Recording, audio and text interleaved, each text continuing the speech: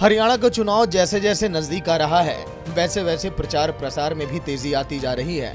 हरियाणा के अंदर प्रचार प्रसार में सभी बड़े नेता जुटे हुए हैं। बीजेपी अपनी 10 की 10 उम्मीदवारों को जिताने के लिए रैलियों पर जोर दे रही है, तो वहीं इनेलो ने लोकसभा के मैदान में 6 उम्मीदवारों को उतार दिया है। वहीं कांग्रेस अभी उम्मीदवारों पर मंथन कर रही है। बीजेपी की ओर से विजय संकल्प रैली करके विजय का पताका लहराने की लगातार कोशिश की जा रही है।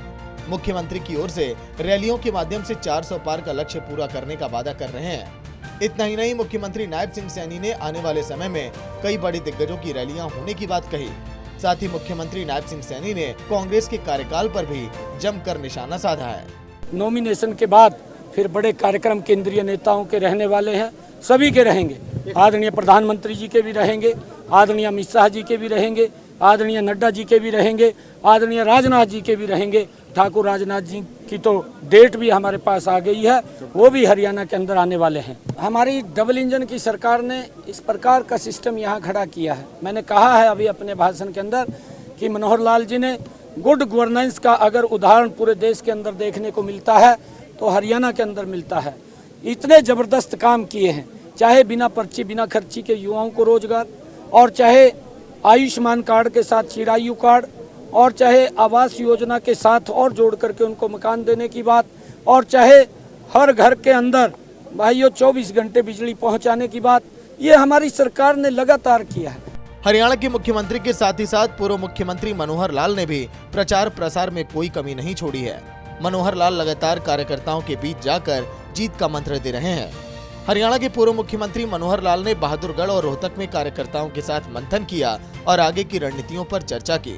कांग्रेस की लिस्ट पर निशाना साधते हुए मनोहर लाल ने इसे आश्चर्यजनक बताया है। साथ ही कांग्रेस की लिस्ट जारी न होने पर चुटकी लेते हुए बीजेपी को फायदे की बात कही।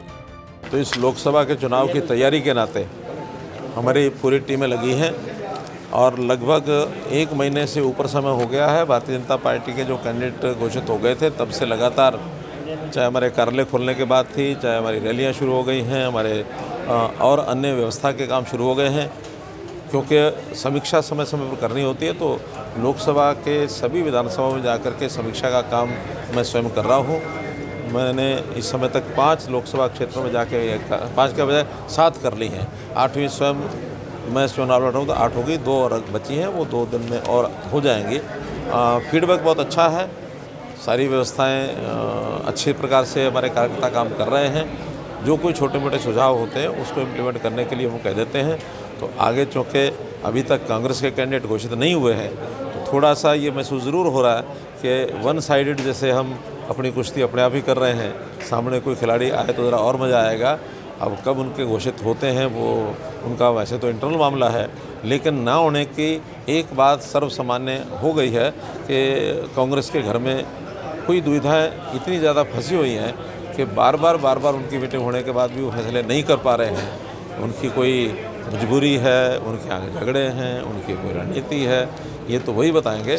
लेकिन इसका लाभ हमको भरपूर हो रहा है। इस समय तक हमने जितना एरिया कवर कर लिया है भारतीय जनता पार्टी के नाते से, उसमें से एक बात सुनिश्चित हो गई है कि हम हरियाणा की 10 की 10 सीटें भारतीय जनता पार्टी के निशान पर जीतकर नरेंद्र मोदी जी की झोली में डालेंगे। रैलियां हो या फिर कार्यकर्ताओं के साथ बैठक, बीजेपी किसी भी चुनाव में बिना रणनीतियों के काम नहीं करती।